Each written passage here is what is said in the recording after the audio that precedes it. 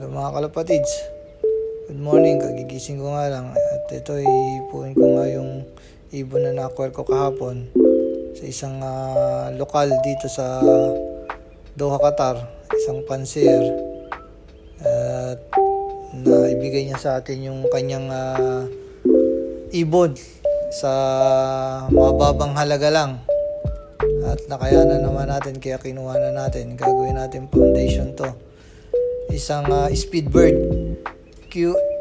QAHP ang club ring niya, isang legit na club dito sa Doha, Qatar.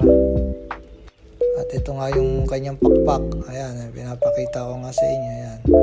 At talagang pang ano lang siya, pang Speedbird green niya, ayan. Hindi naman siya laging nagtatap, pero pasok siya sa top 5, lalo na yung mga ninuno niya.